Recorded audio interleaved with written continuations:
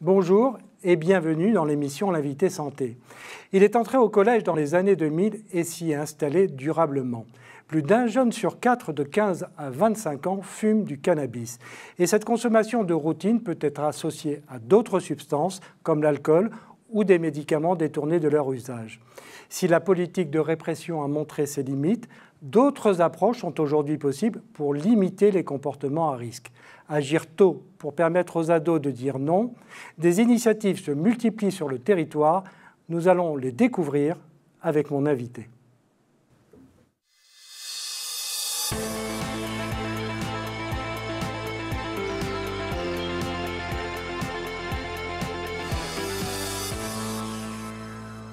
Docteur Alain Morel, bonjour. Bonjour. Vous êtes psychiatre, vous dirigez Opélia, une association qui coordonne des actions de terrain auprès des enfants et de leurs parents pour désamorcer ou réduire les conduites à risque.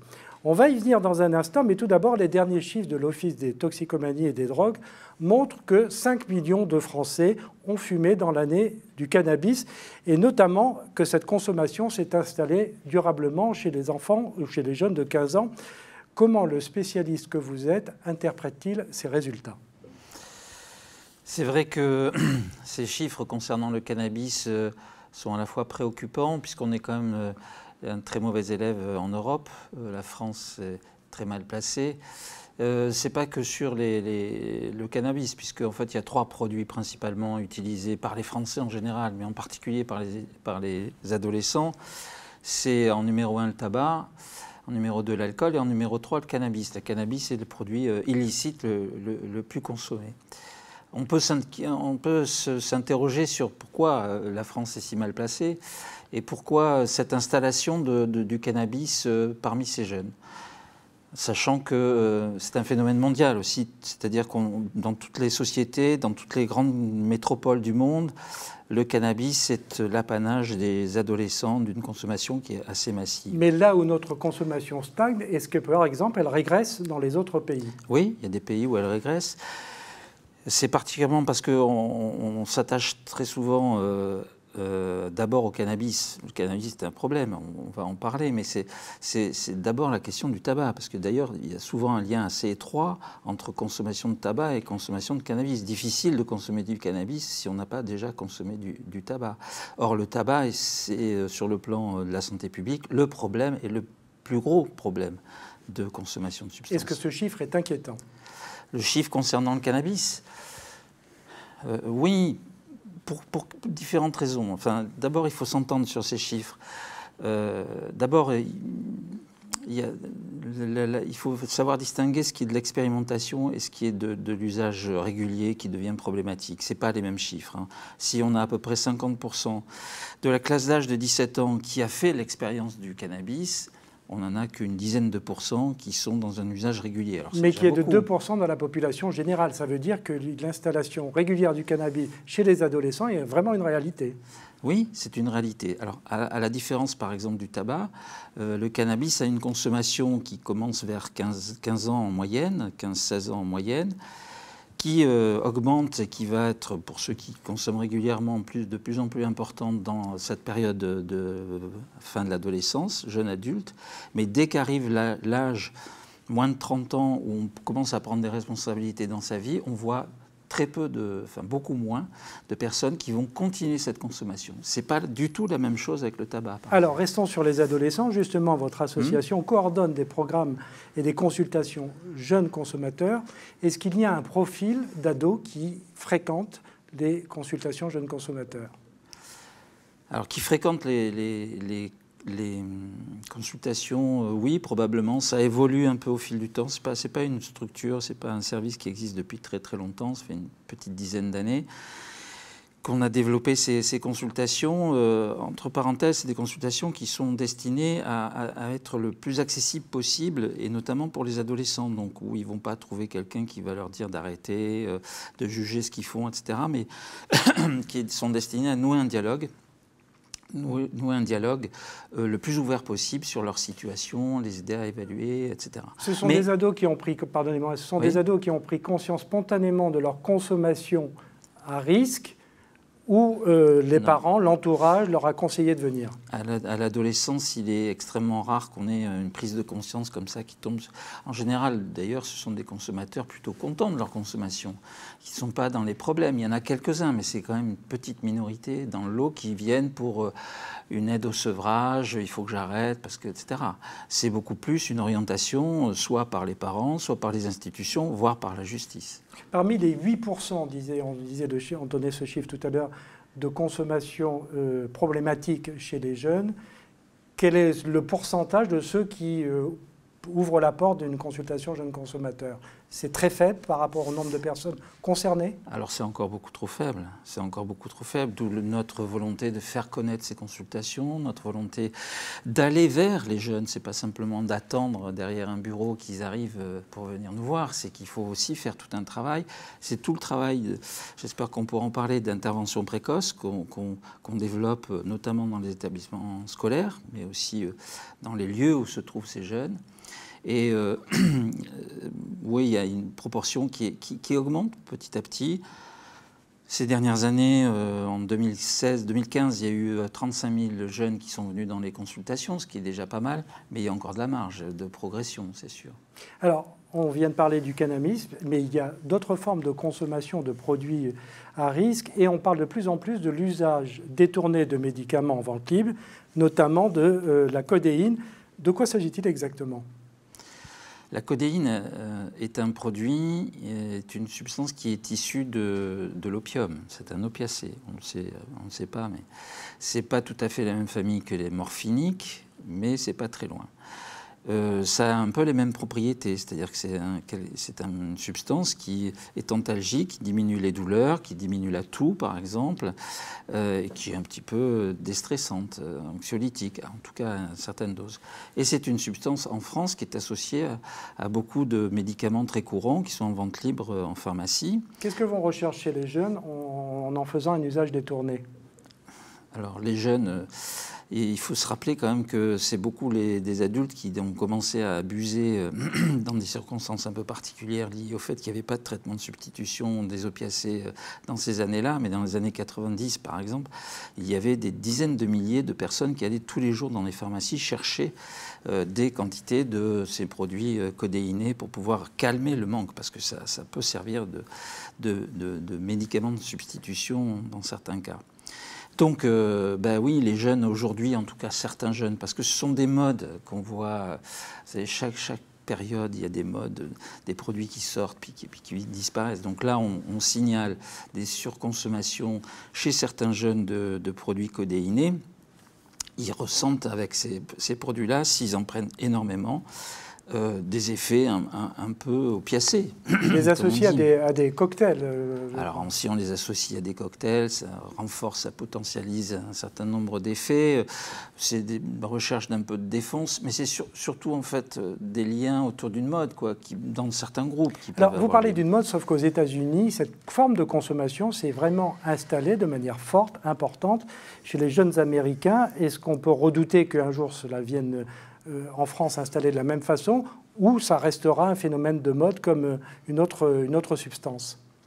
La situation américaine est particulière sur les opiacés, ce qu'on appelle les painkillers, c'est-à-dire les médicaments qui sont utilisés pour calmer les douleurs, qui existent aussi en France, mais la situation américaine est très particulière pour des raisons qui sont liées aussi à la politique des laboratoires sur place, sur aussi la politique de la médecine là-bas, qui est d'une prescription très facile de ces médicaments. Mais c'est moins les jeunes qui sont touchés que l'ensemble de la population. Et rappelons-nous Michael Jackson et d'autres qui sont décédés de ces produits, qui sont le fentanyl, l'oxycodone, etc. On parle quand même beaucoup en ce moment du trafic de ce genre de médicaments dans les établissements scolaires.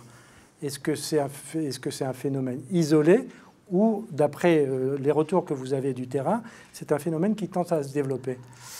D'après les informations que j'ai, des retours du terrain, comme vous dites, c'est plutôt isolé. C'est des phénomènes qui apparaissent ici ou là, qui peuvent être montés en épingle à un moment donné aussi. On va voir. C'est difficile de dire l'avenir de ces pratiques. L'ANSM s'est penchée sur la question et envisage même de revoir les modalités de délivrance de ces médicaments qui sont aujourd'hui en vente libre et de les soumettre à la prescription. Est-ce que ce serait selon vous une bonne décision ? Voir au cas par cas, parce que vous savez, on s'est battu contre la mise sous prescription de ces médicaments dans la période que je signalais tout à l'heure, c'est-à-dire au moment où beaucoup de personnes s'en servaient pour essayer de se sevrer de l'héroïne d'une façon un peu particulière. Il n'y a quand même pas énormément d'accidents. Enfin, on n'est pas dans la situation américaine aujourd'hui avec les codéinés. Il faut en prendre beaucoup. En plus, le danger ne vient pas tant de la codéine que des médicaments qui sont associés. Le paracétamol en particulier, qui est très toxique pour le foie quand on en prend des quantités comme ça. Donc, je pense que c'est là aussi plutôt l'éducation, en tout cas, sur laquelle il faut s'appuyer aujourd'hui que l'interdiction. Alors, autre substance dont les parents ont entendu parler récemment, une jeune fille est morte d'avoir consommé vraisemblablement du N-Baum. C'est un nouveau produit de synthèse. Est-ce que c'est une nouvelle forme de consommation de ces substances psychoactives ? Alors oui et non, c'est-à-dire que des substances, des nouveaux produits de synthèse, ça fait quand même un petit moment maintenant qu'on les a vus venir, qu'ils se développent. Alors la particularité, c'est deux choses de ces substances. C'est d'une part qu'elles peuvent être produites par des laboratoires un peu partout dans le monde très facilement et qu'elles échappent en tout cas un temps aux interdictions, aux réglementations parce que c'est des nouvelles molécules. Donc elles n'ont pas été encore repérées et interdites.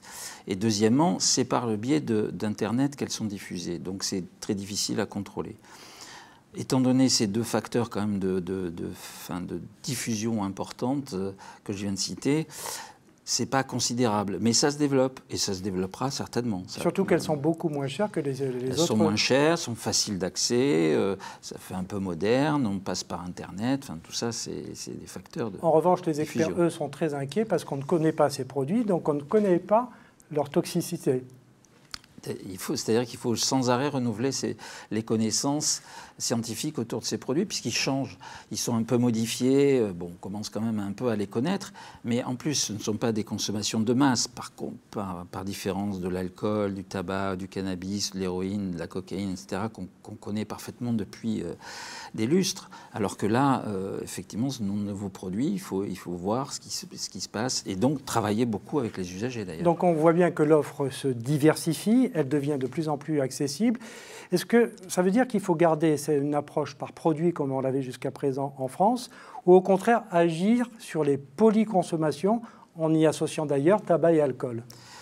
Si on parle de l'action maintenant, il faut se décaler des produits. Parce que sinon on est complètement absorbé par les produits et on ne voit pas la réalité du problème. Le problème, ce n'est pas l'usage de ces produits. Même si ce que je viens de dire peut étonner, voire choquer des personnes. Le problème, ce n'est pas les produits. Le problème, c'est la manière dont on les utilise. Le problème, c'est la relation qui se noue entre une communauté, des groupes ou des personnes et ces produits. Justement, comment font les acteurs sur le terrain? C'est ce que nous allons voir dans un instant, dans la deuxième partie de l'émission.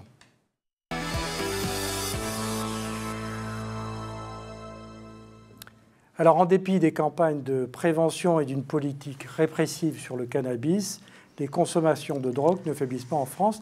Est-ce que ça donne un constat d'échec de ce qui a été fait jusqu'à présent? Certainement. Je pense qu'il y a un moment donné, il faut vraiment qu'on arrive à se dire collectivement que ça suffit, quoi. Qu'on est dans l'impasse et que de continuer à s'efforcer de poursuivre dans l'impasse, ça devient irresponsable.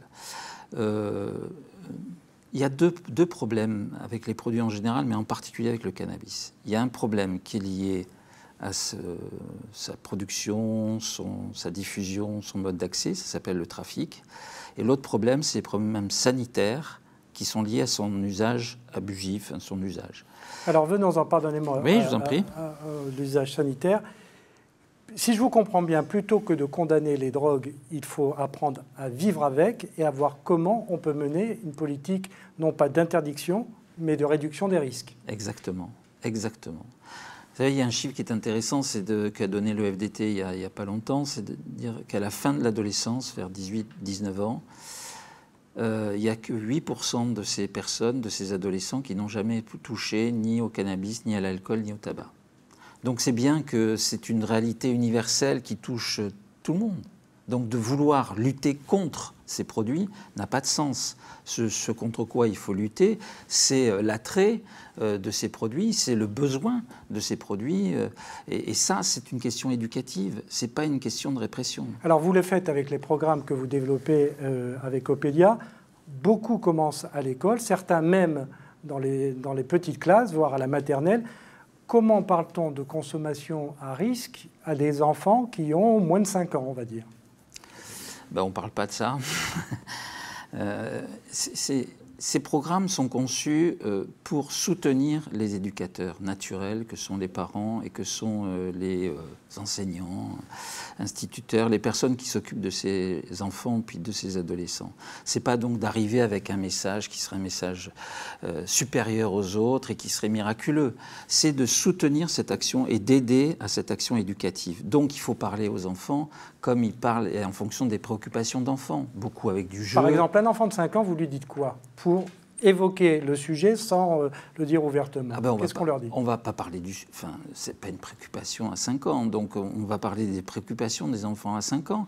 C'est-à-dire que comment ils se font reconnaître, quelle est leur identité par rapport à l'autre, comment est-ce qu'ils peuvent être sous l'influence d'un gamin pour faire des choses, d'un manifester une agressivité, par exemple. L'agressivité, par exemple, c'est aussi l'affirmation de soi, c'est aussi les questions de violence qui peuvent apparaître. Donc, dans un premier temps, vous les aidez à réfléchir sur leur propre comportement. Exactement, et puis sur aussi leur environnement, parce que, vous savez, tant pour prévenir que pour soigner, ce qui est essentiel, on ne le dit pas assez, c'est la coopération entre nous, c'est-à-dire entre personnes, entre adultes et jeunes, entre adultes et parents.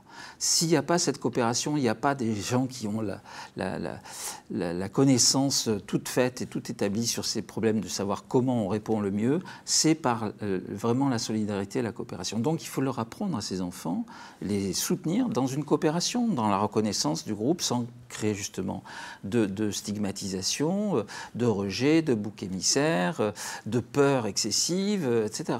C'est vraiment...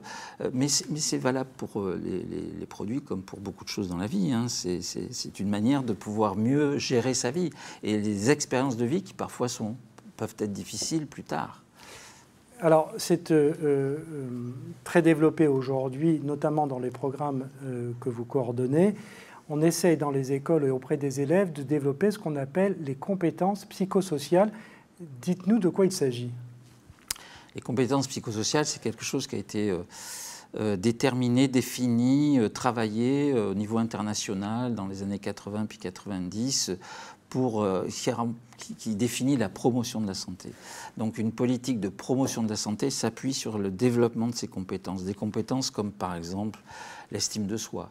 L'estime de soi, on peut l'avoir parce qu'on est dans un environnement très favorable et puis que ça vient, mais parfois c'est plus difficile et on se trouve mal avec son corps, on se trouve mal avec soi-même, avec ce qui se passe autour de soi dans sa famille, etc. Et ces blessures de l'estime de soi vont rejaillir à un moment donné et c'est là.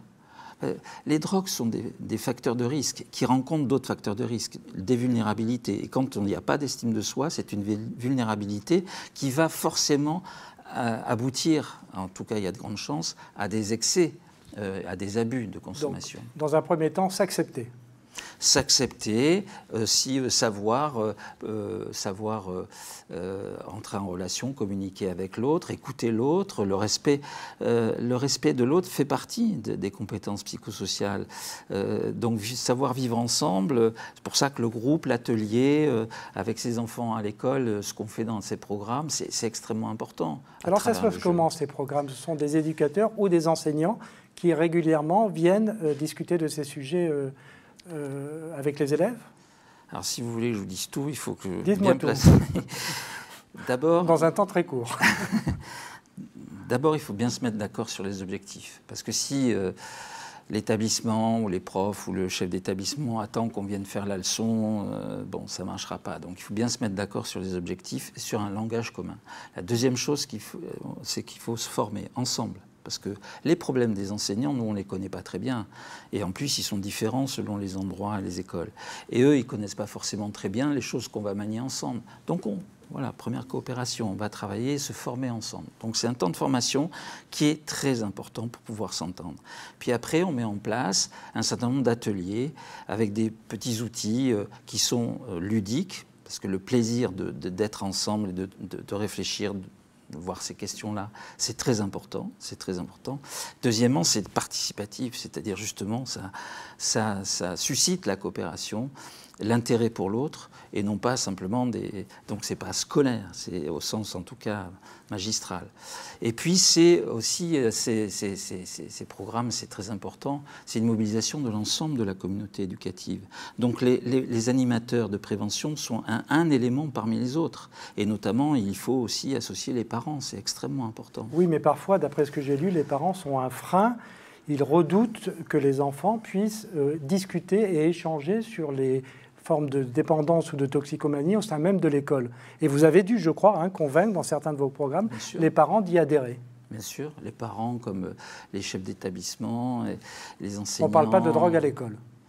Pour certains, c'est comme ça, mais c'est vu de cette manière-là, parce que si j'ai 2 minutes, j'expliquerai pourquoi. Parce qu'on est en train de changer le regard sur ces questions-là. Mais il y a encore beaucoup de réminiscences de la vision du passé, c'est-à-dire une vision que c'est une faute. Et une faute, il ne faut pas en parler, c'est tabou. Aujourd'hui, c'est de moins en moins une faute morale et de plus en plus un problème de prise de risque. Si c'est une conduite à risque, là, l'éducation a du sens en termes d'accompagnement, de compréhension de ce qui se passe, de rechercher des solutions. C'est plus du tout la même logique. Et donc, du coup, vous arrivez à convaincre les parents réticents et récalcitrants? Justement, il faut du temps. Si on se précipite ou si on croit que les choses sont déjà bien claires pour tout le monde, on se trompe. Et en général, ça crée des réactions de défense. Alors que, justement, si on prend le temps de poser les objectifs, de dire voilà, on va se donner pour objectif telle et telle chose. Là, les parents comprennent très bien, puisque de toute façon, on est en soutien de leur action, on ne vient pas à l'encontre de leur action. Vous insistez beaucoup dans les compétences psychosociales sur la responsabilisation des adolescents. Mais pourtant, par nature, c'est un âge où on est dans la transgression et dans la prise de risque. Comment vous arrivez à désamorcer un petit peu ce conflit intérieur chez les ados ? Alors, d'abord, je pense que la responsabilisation sociale. Je pense que, comme on voit, je vous disais tout à l'heure, que les consommations de cannabis disparaissent pratiquement à l'âge où on est confronté, sur un plan familial, personnel, à des responsabilités sociales. Eh bien, la même chose, plus on a des responsabilités sur soi et aussi sur le groupe, moins il y a des consommations. Ça s'appelle l'intégration, ça s'appelle l'inclusion sociale, ça s'appelle aussi le vivre ensemble.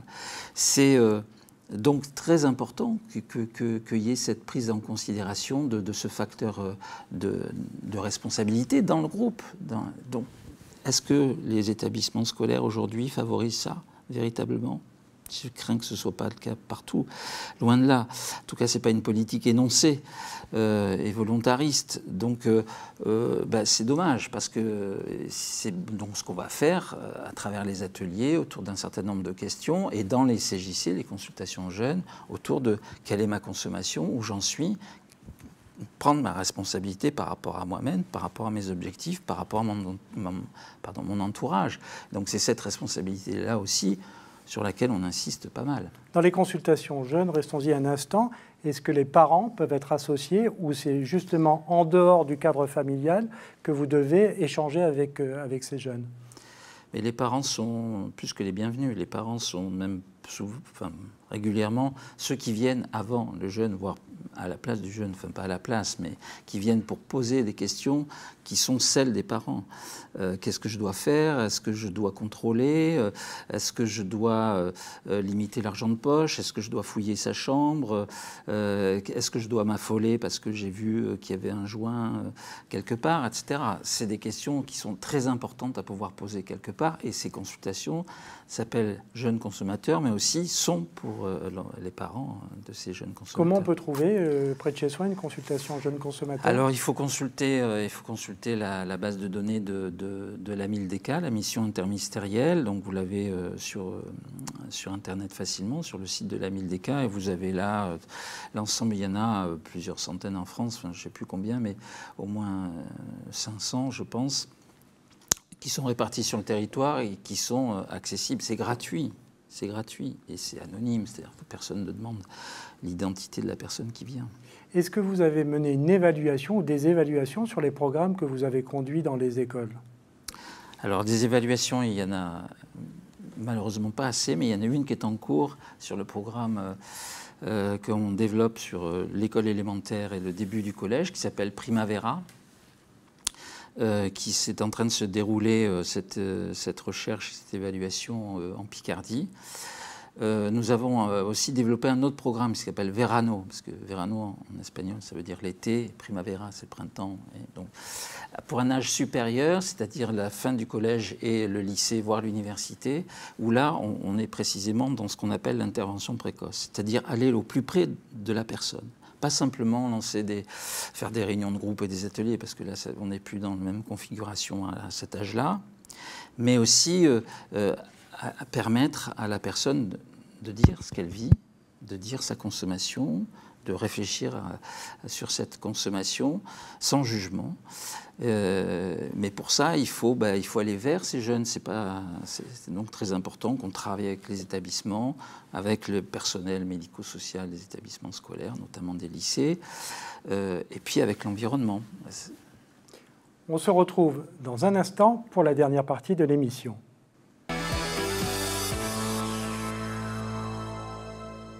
Vous disiez à l'instant qu'il faut du temps. L'Islande a mis près de 20 ans pour éradiquer le problème des addictions en encourageant les actions de proximité, telles qu'on vient de les décrire, et la pratique du sport. Pensez-vous que la France est prête à faire ce grand saut sociétal et à changer son regard sur les conduites addictives? Je ne sais pas si elle est prête, mais en tout cas, il faudra. Sachant quand même que la comparaison avec l'Islande a des limites, parce que c'est une île. L'Islande, qui a 300 000 habitants, ce n'est pas les 68 millions d'habitants en France qui sont en plus en pleine Europe. Donc et ils ont mis 20 ans. Alors, ils ont mis 20 ans, mais ça dépend à quel moment on part. Et puis, en plus, je ne suis pas sûr qu'ils aient complètement éradiqué. Mais ils ont fait de gros progrès. Pourquoi? Parce qu'ils ont adopté une politique.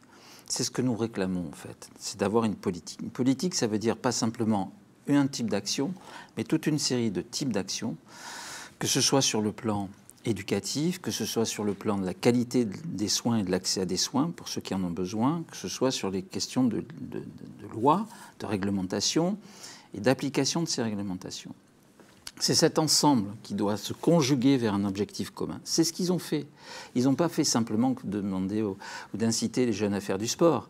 Ils ont aussi, par exemple, autant que je me souvienne, décrété un arrêt pour les sorties des jeunes la nuit. Un couvre-feu. Un couvre-feu, voilà. J'avais cessé le feu. C'est couvre-feu. Ils ont décrété donc des mesures répressives pour une part, mais avec aussi beaucoup d'autres choses, et notamment aussi un travail très important avec les familles et les parents. Donc c'est ça qu'il faudrait qu'on puisse arriver à faire. On a un peu progressé en France ces dernières années, notamment sur le plan des formations des acteurs. Enfin, on commence à reconnaître l'existence et l'importance d'avoir des programmes, c'est-à-dire pas des actions ponctuelles, mais des actions qui durent et qui soient la conjonction d'acteurs. Mais on est encore loin du compte quand même quand on voit ce qui se passe aujourd'hui, notamment dans l'éducation nationale. Je reviens néanmoins à ma question. Est-ce que le regard des Français a évolué sur le sujet des drogues, comme on a pu le constater sur d'autres sujets ayant trait à la santé, mais des sujets de société, la PMA par exemple, on peut le citer comme référence. Est-ce que sur la drogue, on est au même niveau d'adhésion et de compréhension? Je pense qu'on est un peu en France au milieu du gué. C'est-à-dire qu'on est en train de quitter quand même cette période dont je parlais tout à l'heure, où le paradigme, le mot central, c'était la faute, donc la sanction. C'est dans les établissements scolaires, le premier réflexe vis-à-vis de ces comportements chez les adolescents, c'est d'aller vers la sanction, l'expulsion, l'exclusion, ou temporaire ou définitive. Donc on quitte ça progressivement pour aller vers la prise en compte de la personne et de ses risques, donc aussi de sa vulnérabilité. C'est ça à quoi servent aussi les consultations jeunes consommateurs, c'est-à-dire à prendre en compte la vulnérabilité individuelle. Ce n'est pas la même chose pour chacun. Donc on est en train de progresser, mais on voit réapparaître des réminiscences, comme par exemple vouloir contraventionnaliser l'usage des drogues, qui est présenté comme une solution, voire une dépénalisation, ce que ça n'est pas du tout. C'est le type même de fausse piste. Parce qu'en fait, on ne règle que la question de la sanction, pas le reste. Alors justement, vous avez un nouveau ministre de la Santé. Agnès Buzyn a déclaré cette semaine lors d'un colloque consacré à ces sujets que la jeunesse et la prévention étaient la clé de voûte de son action, ses priorités. Qu'attendez-vous de la ministre comme action concrète pour que ces engagements se traduisent ? Écoutez, des objectifs, on ne peut être que pour, et énoncés de cette manière-là, nous allons faire tout pour la soutenir. Après, il faut voir dans les faits, dans la réalité, parce que vous savez, le discours sur la prévention des politiques, ça fait des décennies qu'on l'entend.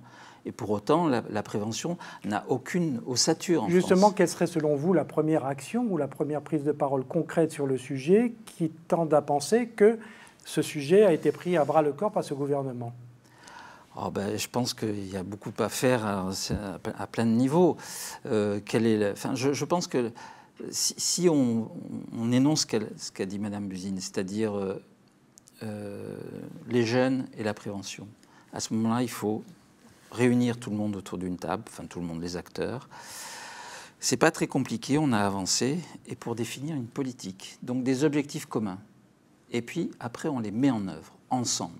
Et ça sera un grand progrès par rapport à la situation actuelle et passée, où chacun va dans ses directions, chacun fait un truc, un petit machin invente une action, fait un truc ponctuel, la police qui vient dans l'établissement, etc., mais sans aucune cohérence. Donc il n'y a pas de volonté, si je vous comprends bien, il n'y a pas de volonté politique nationale, alors que sur le terrain se développent des actions. Exactement, exactement. Ce dont on a besoin, c'est ce liant, ce ciment, autour d'un objectif commun qui, pour moi, n'est pas la disparition ou l'éradication des drogues, c'est pas possible, mais en revanche, la diminution des risques, et notamment pour la santé publique, la diminution des risques liés à l'usage de ces substances. Docteur Alain Morel, merci pour cet éclairage. C'est moi qui vous remercie.